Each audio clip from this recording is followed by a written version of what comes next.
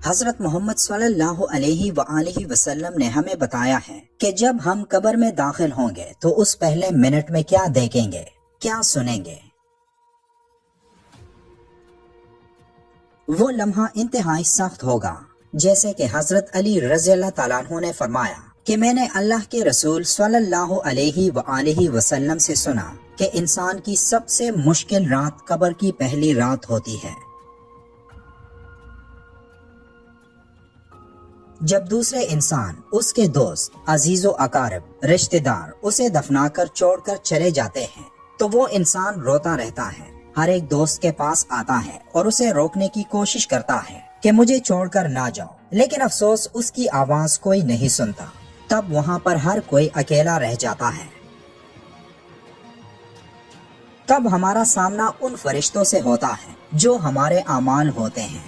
اب وہ کس شکل میں ہمارے سامنے ہوں گے، اچھے یا برے، اس بارے میں کوئی کچھ نہیں کہہ سکتا۔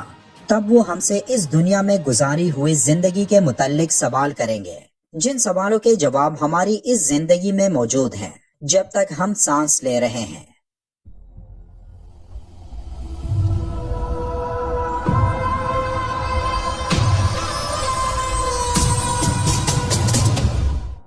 اس دنیا میں ہر جاندار کو ایک دن مرنا ہوتا ہے۔ موت تک ایک انسان اس دنیا میں زندگی گزارتا ہے اور وہ جو کچھ کرتا ہے وہ سب ریکارڈ ہوتا ہے۔ لیکن کیا آپ جانتے ہیں کہ موت کے بعد ایک انسان کے ساتھ کیا ہوتا ہے؟ وہ کہاں جاتا ہے، کیا دیکھتا ہے، کیا سنتا ہے؟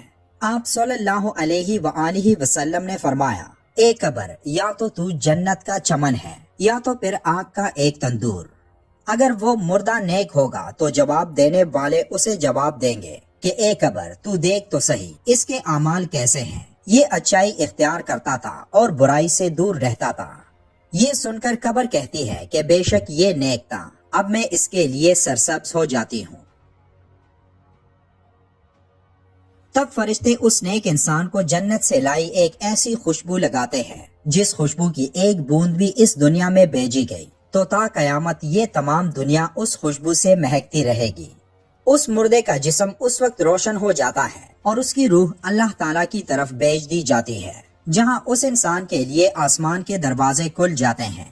7 آسمانوں پر 7 دروازوں سے اس انسان کی روح گزرتی ہے، جہاں ہر دروازے پر موجود نگہبان اس سے سوال کرتا ہے کہ تم کون ہو؟ پھر جواب سننے کے بعد وہ اس انسان کو اگلے آسمان کی طرف بھیجتا ہے، یہاں تک کہ وہ 7ویں آسمان تک پہنچ جاتا ہے۔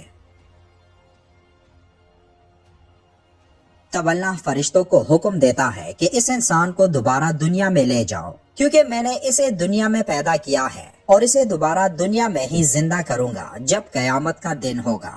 تب فرشتے اللہ کے حکم پر اس کو 7ویں زمین پر پہنچا دیتے ہیں، جو قیامت تک اس کا قبر ہوتا ہے، اور جو کوئی بھی اس کے قبر کی زیارت کے لیے آتا ہے تو وہ قبر کے اندر سے اس کی باتیں، یہاں تک کہ قدموں کی آوازیں بھی سنتا ہے۔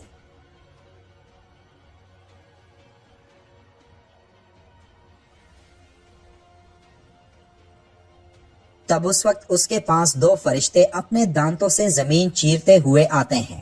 ان کی شکلیں نہایت ڈراؤنی اور ہیبت ناک ہوتی ہیں۔ ان کے بدن کا رنگ سیاہ اور آنکھیں سیاہ اور نیلی اور دیگ کی برابر اور شعلہ زن ہیں، اور ان کے بال سر سے پاؤں تک، اور ان کے دانت کئی ہاتھ کے جن سے زمین چیرتے ہوئے آئیں گے۔ ان میں سے ایک کو منکر اور دوسرے کو نیکر کہتے ہیں۔ مردے کو جھنجھوڑتے اور جھڑک کر اٹھاتے ہیں اور نہایت سختی کے ساتھ کرخت آواز میں سوال کرتے ہیں کہ تیرا رب کون ہے، تیرا دین کیا ہے، ان کے بارے میں تو کیا کہتا تھا؟ اگر مردہ مسلمان ہے تو پہلے سوال کا جواب دے گا کہ میرا رب اللہ ہے، اور دوسرے کا جواب دے گا کہ میرا دین اسلام ہے، پھر جواب دے گا کہ وہ تو رسول اللہ صلی اللہ علیہ وآلہ وسلم ہے۔ پھر وہ پوچھیں گے کہ تجھے کس نے بتایا؟ تو وہ کہے گا کہ میں نے اللہ کی کتاب پڑھی، اس پر ایمان لایا اور تصدیق کی۔ تب اس وقت آسمان سے ایک آواز آئے گی کہ اس نے سچ کہا، تو اس کے لیے جنت کا بچھونا بچھاؤ اور جنت کا لباس پہناؤ، اور اس کے لیے جنت کی طرف ایک دروازہ کھول دو۔ جنت کی نسیم اور خوشبو اس کے پاس آتی رہے گی، اور جہاں تک نگاہ پھیلے گی وہاں تک اس کی قبر کشادہ کر دی جائے گی۔ تب اس کے لیے جنت کی کھڑکی کھول دی جائے گی، مگر اس سے پہلے اس کے بائیں ہاتھ کی طرف جہنم کی کھڑکی کھولی جائے گی، جس کی لپٹ اور جلن اور گرم ہوا اور سخت بدبو آئے گی، تو اسے فوراً بند کر دیا جائے گا۔ پھر اس کے بعد اس کے داہنی طرف سے جنت کی کھڑکی کھولی جائے گی اور اس سے کہا جائے گا کہ اگر تو ان سوالوں کے صحیح جواب نہ دیتا تو تیرے واسطے وہ تھی، اور اب یہ ہے۔ تب وہ اس کھڑکی سے جنت کے نظارے دیکھے گا اس وقت تک جب تک وہ دوبارہ زندہ نہیں کیا جاتا، اور قیامت کے بعد اسے اسی دروازے سے جنت میں داخل کیا جائے گا جو دروازہ اس کے لیے قبر میں کھولا گیا تھا۔ لیکن یہ سب اس انسان کے لیے نہیں ہوگا جو اس دنیا میں اللہ کے احکام کو بھول کر شیطانی کاموں میں مصروف رہا ہو، اس کے لیے سب کچھ برعکس ہوگا۔ پہلے اس کے لیے جنت کی کھڑکی کھولی جائے گی تاکہ اس کی خوشبو، ٹھنڈک، راحت اور نعمت کی جھلک دیکھ سکے، اور پھر جسے بند کر دیا جائے گا، اور دوزخ کی کھڑکی کھولی جائے گی تاکہ اس پر عذاب کے ساتھ ان نعمتوں کی حسرت بھی ہو۔ تب اسے آگ کا لباس پہنایا جائے گا اور اس کے لیے جہنم کی طرف ایک دروازہ کھول دیا جائے گا جس کی گرمی اور لپٹ اس کو پہنچے گی، اور اس پر عذاب دینے کے لیے 2 فرشتے مقرر ہوں گے جو اندھے اور بہرے ہوں گے، اور ان کے ساتھ لوہے کا ہتھوڑا ہوگا کہ پہاڑ پر اگر مارا جائے تو خاک ہو جائے، اور اس ہتھوڑے سے اس کو مارتے رہیں گے۔ مردہ اگر قبر میں زندہ دفن نہ کیا جائے تو جہاں پڑا رہ گیا یا پھینک دیا گیا، غرض کہیں ہو، اس سے وہی سوالات ہوں گے اور وہی ثواب یا عذاب اسے پہنچے گا۔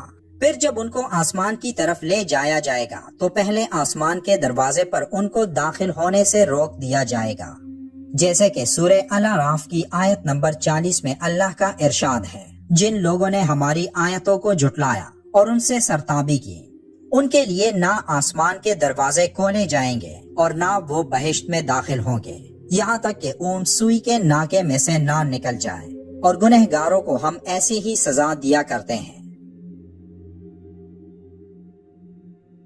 حضرت محمد صلی اللہ علیہ وآلہ وسلم نے فرمایا، لوگوں اپنی موت کو یاد کیا کرو۔ آج ہم سب اپنی زندگی میں مصروف ہیں، اس بات سے بے خبر کہ موت ہمارے پیچھے ہے، لیکن ہم کس کے پیچھے ہیں؟ یہ سوال ایک بار اپنے آپ سے ضرور کیجئے گا۔ آخر میں ایک بار درود شریف پڑھنا مت بھولیے گا۔ ملتے ہیں ایک اور اچھے سے ٹاپک کے ساتھ، تب تک کے لیے اللہ حافظ۔